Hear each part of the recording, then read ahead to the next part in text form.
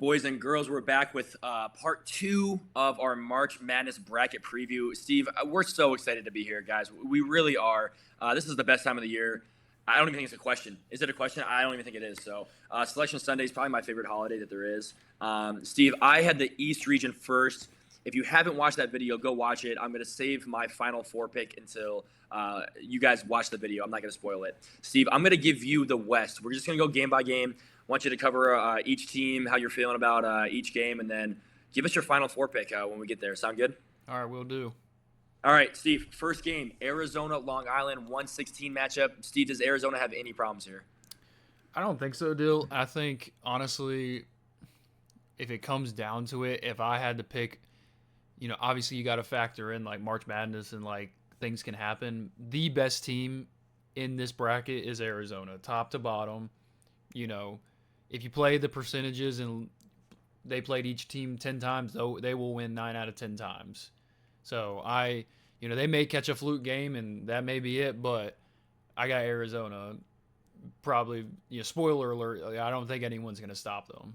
So I got Arizona. Next game, Villanova, Utah State.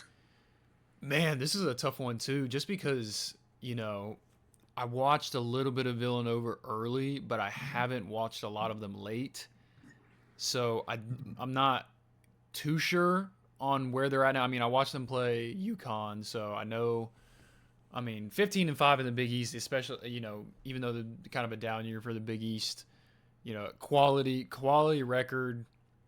But I'm taking Utah State. MJ Collins has been the guy for Utah State this year. The transfer from Vanderbilt and Virginia Tech.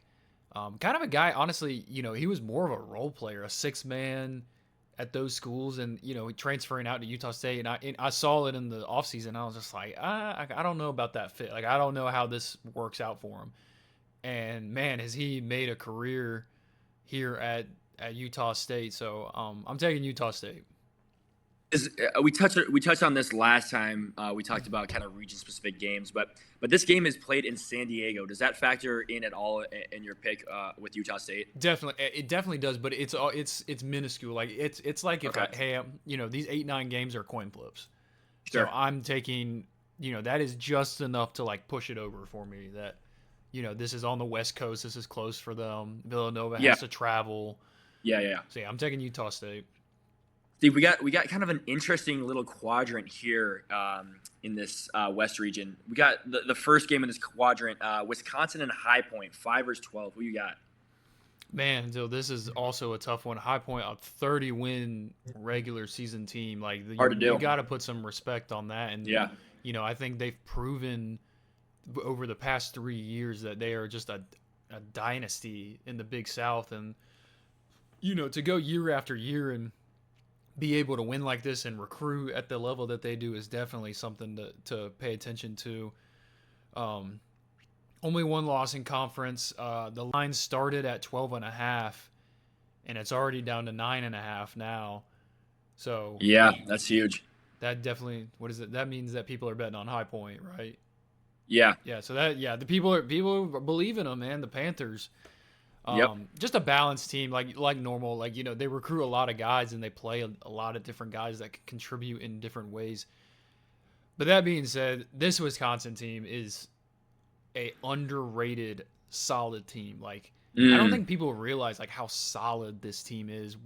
Between their bigs and then John Blackwell and Nick Boyd are about as solid as a backcourt that you can ask for in college. Like they're those dudes two guys sure. that Blackwell's been in the Wisconsin program for a while, and Nick Boyd he's been all around. He was at FAU when they were good. Now coming here averaging 20 a game, and I think what honestly is really good in picking Wisconsin to do good in this tournament and is how they perform against the top teams. Like taking Michigan to the brink in the tournament and beating them in the regular season, like this is a good team. I'm not gonna discredit them just because they're playing they're playing probably one of the best mid majors. Yeah, like I think they handle them pretty easily.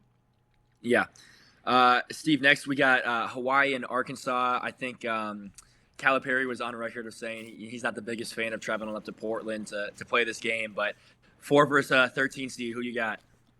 Yeah, that's definitely. I watched that interview with him talking about. He was like, "Is that even in the United States?" So he's, can definitely agree with that on that. But Yeah. Dill, first upset of the tournament in my books. Oh, I'm okay. taking Hawaii. The Rainbow I'm Warriors. taking the Rainbow Warriors. It's a special year for them. I think Nice. what's good about this team is like this is a big team. Like they've got size. They've got Sure. Isaac Johnson, the 7-footer. He's a transfer. He started his career at Oregon, and I think Yep. Utah State after that. But I mean, they're a top 30 defensive team on Kempom, and That's they do great. a good Yeah. job of limiting threes and funneling everyone to their big man. And like I Yeah. said, they got size across the board, so they Yeah. take away the three very well. And I think it has the potential to cause problems for Arkansas.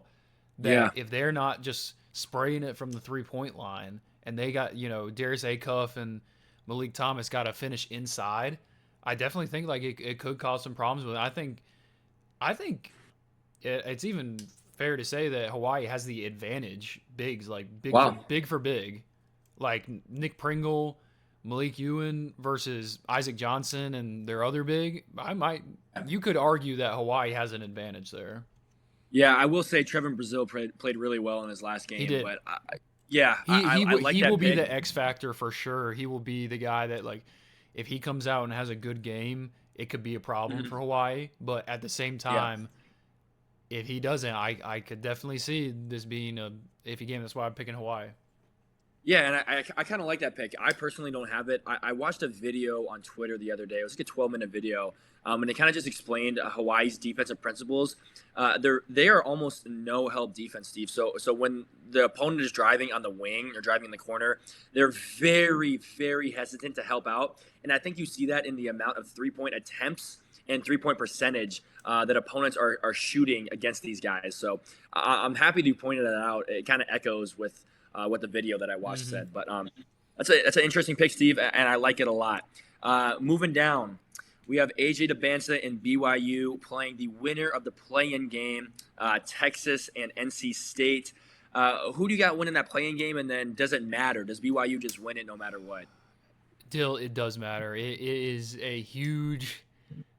Honestly, it changes who I pick. To be honest with you, if it's Texas, I Wow. got BYU pretty easily. If it's North Carolina, I've Okay. got North Carolina winning Okay. against BYU. I think North Carolina's physicality on defense can cause problems for BYU, and I think you've seen that a lot with AJ DeBonsa. Is that when he goes against physical defensive teams and physical defensive players, he struggles. He definitely the Sure. turnovers can cause a problem for him. So Yeah. I think NC State will win the game, and I'll take them over BYU. Okay. NC State. Gotcha. Next matchup, we have a slightly banged up Gonzaga team taking on a Kennesaw State team that just seems to have figured it out over the last couple of years. Another March Madness appearance for these guys. Who you got, the 3 seed or the 14 seed here? I got Gonzaga, Dill. Kind of like what we talked about earlier. Like you win 30 games in a regular season, like that's a Yeah. certified like good team, solid team. And I do think there is something to say about a team like Kennesaw State that wasn't like a top seed in their conference, like 10-10 in their conference. Like they got hot when it mattered. They won the Mhm. tournament, but I'm not sure that this is the best team out of their conference. Like I think Sure. that they got hot when it mattered. They're playing a good team in Gonzaga. Probably an underrated 3 seed. Like definitely could have been as high as a 2 seed. But yeah, I'm picking the Gonzaga. Miami, Missouri, 7 versus 10 matchup. Some people call it an upset if the 10 seed wins. I don't know if I'm one of those people. I don't know. 7 versus 10, Steve. Who you got? I got Miami first instinct. Like just kind of first looking at it, I was like Yeah. Miami. The more I've dived into it, the more I'm back to kind of like on the fence. Like I could go either way. Okay. Mark Mitchell is the X factor in this game, Yeah, and he's like that guy. He's that guy. he's a 30-point game from taking over this game and getting Missouri the win. But I don't know. I'm big on Miami this year. I think they have been an under the radar, like, just better than average team. Like, they haven't necessarily made it into that top tier, and they, because they're not a top tier team, but they're just like the top of the second tier. Like, I think that they win against who they're supposed to, but they don't outperform themselves. So I think Miami wins this game though. I think I trust guards a lot in the March Madness tournament, and I just think that the guards on Miami are a little bit better. So I think I have Missouri in mind, but I could definitely go either way with this game. Last game we have the tried, the true Purdue Boilermakers taking on Queens. I think out of North Carolina. Charlotte. Who you got? Dill, I got Purdue. But if you go to our TikTok page, and we just did a segment about what the biggest upset look for each underdog seed, and I picked Queens as like my 15 seed that I think has the best chance to upset. Love it. Love it. Definitely think there's some thoughts flying around in my mind of like, oh, if this happens, I could see Queens. Yeah. Queens pulling one out, but Yeah. I got Purdue, man. They're just at the top of their game right now, putting together that masterclass against Michigan to win the Big Ten title. Man, they just dominated them, to be honest with you. So I like Purdue here. Would it change your mind if their head coach came out and said, Queen's head coach came out and said, yeah, we've been watching a lot of film on these guys, and I think we have a chance to win this game. I think we're going to win this game. And just gives you similar vibes to Tobin Anderson at Fairleigh Dickinson saying the same exact thing when they beat Purdue. Did he actually say that? Yeah, he did say that. Oh, go back and watch it. Yeah, kind of called the shot there. So that's funny. We'll go back to the. I don't think it happens. Yeah, I agree. Going back to the top of the bracket, you had Arizona winning, you had Utah State winning. Their matchup in the round of 32. Who do you have coming out on top there? Arizona, not much to say there, Dill. Like I said earlier, I think Arizona's size, along with their guard play, and then the emergence of the wing. We talked about them earlier, like mid-season, and we were like, man, like the one thing holding them back is just like not like having dominant wings. I mean, they have Jaden Bradley, they have Braden Burries, and then they got the best front court in the country, you could say. And then it's like, well, they just need the wings. But, what's his name? I'm trying to think of the wing. What'd you say? Russ? Huh? Mo Krivats? No, that's the big man. I thought you wanted the big. No, I said the wing. Oh, Korchenkov. Ivan Korchenkov. No, not him. Number 3. Oh, the backup. He's been starting. Anyways, who I'm talking about. Anyways, yes. He's definitely stepped up in a way that he's had some good games to finish the season. But man, this team will go as far as the guard, as Jaden Bradley and Braden Burries can take them. I think that if they just continue to be, the bigs just continue to be solid. They don't even have to do much, the guards. They literally just got to I think they could sleepwalk to the Elite Eight pretty easily. Next game you have Wisconsin and Hawaii. Which one you got there? I got Wisconsin. I don't think that this is necessarily a close game. Like I said earlier, I just love the guard play for Wisconsin. Yeah, love that. So we're gonna assume that NC State wins the play-in game. If they do, they beat BYU in your simulation. Then you got them playing Gonzaga. Is there any chance they get past Gonzaga here? Dill, I got North Carolina State going to the Sweet 16. I got them upsetting BYU. I got them upsetting Gonzaga. Wow. I'll say That's this. Interesting. I think Will Wade's defense is a hard defense to game plan for on short notice. Okay. So them playing in the first 4, they say that there was a stat I think I saw that for the past 10 years or something like that, a first four team has won their first game in the round of 64. Okay. Interesting. So they're my pick. I think that they have the tools to beat Gonzaga. Interesting. Yeah, and this NC State team is just still the same vibes as the team a few years ago when they kind of made that Sweet 16 Elite Eight run when they were underseeded. So, yeah, I like that, Steve. Last game of the round of 32 here in the West region, Miami and Purdue. Got Purdue. Don't think it's close. I think Purdue handles business round of 64 and round of 32. Great. Okay, you got your Sweet 16 set. Arizona, Wisconsin, and NC State and Purdue.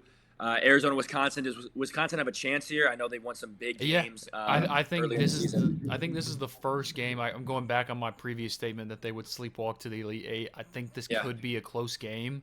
Yeah. But I think Arizona pulls it out. Okay. And then NC State and Purdue. Does NC State keep the dream alive? Sadly, they do not. I think Purdue's just got too much going on for them right now. I think Trey Kaufman-Wren, a guy who's been there for a while, along with Fletcher Lawyer and Braden Smith, I think this is kind of the best he's been playing this season. I mean, that might have been one of his best games of the year in that championship game against Michigan. And then, Steve, they were always meant to be, man. 1 and 2 seeds, Arizona and Purdue. Is there any chance for Purdue here? Are you just going Arizona, chalk it all the way through? What's the deal? Well, I'm going Arizona. I wouldn't necessarily call this chalk. I mean, Dill, I think it's kind of the theme you're going to see in this year. I think a lot of people last year it was all 1 seeds making it to the Final Four. Yeah. I think you're going to start to see that from now on. I think the top teams in each conference are so far above the rest that I really, other than the Big 12, I think the Big 12 has like 4 teams that are at the top, but like Duke, Arizona is at the top, so I can't. I have to go back on that statement, but I got Arizona. Love it. Arizona, your pick for the Final Four. If we combined it with mine, so far we have Duke and Arizona, 2-1 seeds. I don't know if that trend continues, but I guess we'll see in the next 2 videos. Steve, thanks for that. We got the next 2 videos coming out. Like I said, Midwest and South. Make sure you guys tune in for those, and we will see you in those videos. Thanks for watching, guys.